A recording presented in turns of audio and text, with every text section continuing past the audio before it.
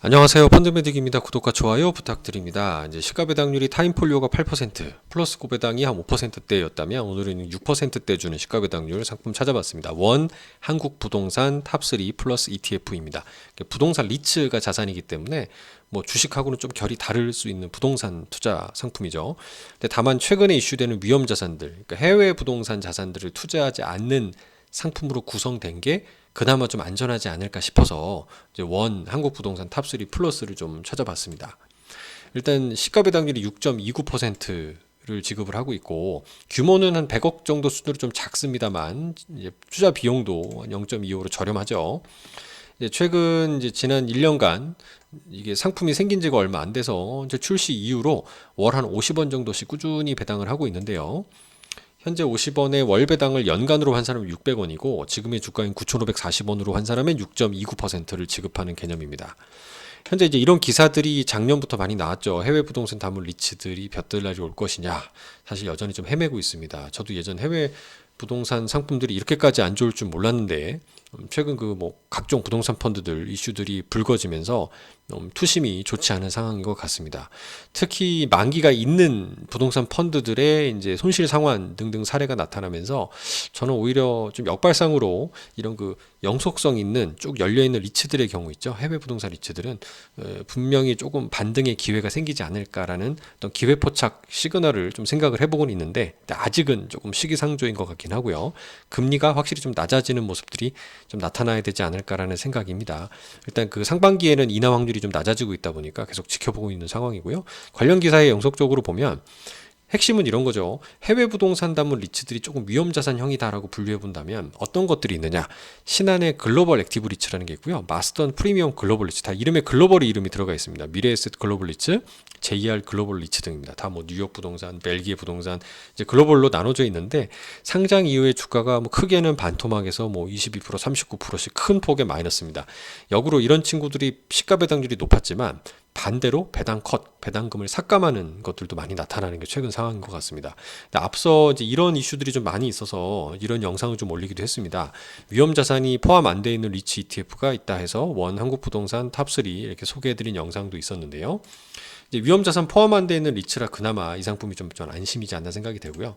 현재 투자되고 있는 종목을 살펴보면 총 10개 종목인데 ESR 캔달스퀘어, 맥쿼리 인프라, 신한 코람포 라이프 인프라, SK, 삼성 FN, 신한 서부 T&D, D&D 플랫폼 리츠, 롯데 리츠, 한화 리츠입니다.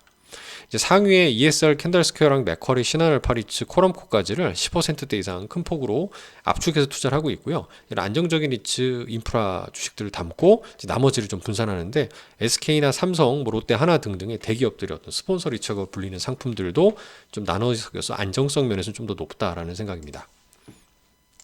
현재 주가 면에서 봐도 이게 최근 6개월 차트인데요. 최근 6개월의 이런 트럼프 당선이라든가 뭐 금리의 역으로 거꾸로 상승하는 등등의 불확실적인 상황에서도 다른 리츠 대비 안정적입니다. 이제 국내에서 가장 큰 리츠 상품들이 이제 미래에셋 타이거의 리츠 부동산 인프라거든요. 요거나 또 삼성 코덱스 한국 부동산 리츠 인프라, 얘도 월배당이 꾸준해서 좋은데 이제 똑같이 월배당이 꾸준하면서 이 두 개 상품에는 앞서 말씀드렸던 해외 글로벌 부동산이 안 들어있는 이런 거 한국 부동산 탑3가 확실히 좀 덜 빠지는 것을 볼 수 있습니다.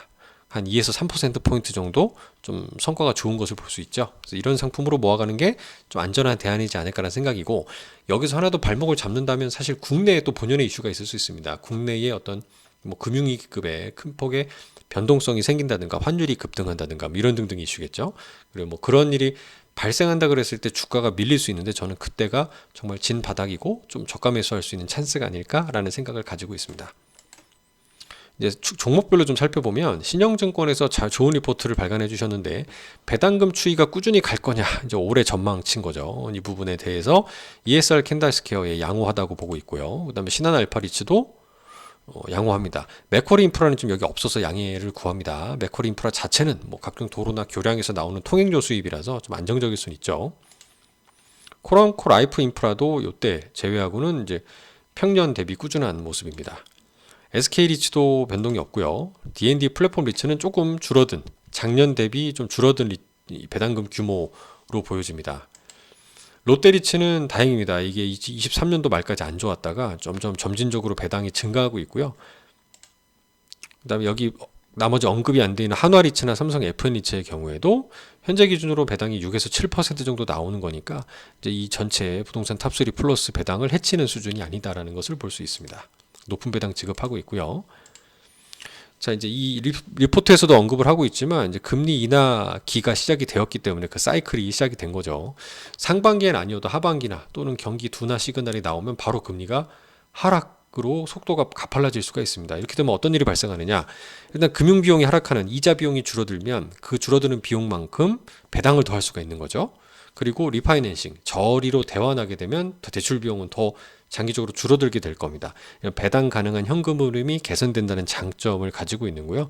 이후에 좀 이제 시장이 좀 회복이 된다고 했을 때 자산 가치도 상승할 수 있는 계기로 마련될 수가 있습니다. 물론 이 사이클까지는 조금 시간이 걸린다고 생각되지만 올해는 적어도 이자 비용의 감소와 배당금 상승으로 바뀌는 어떤 전환점에 있는 한 해가 되지 않을까라고 기대해 보고 있습니다. 감사합니다.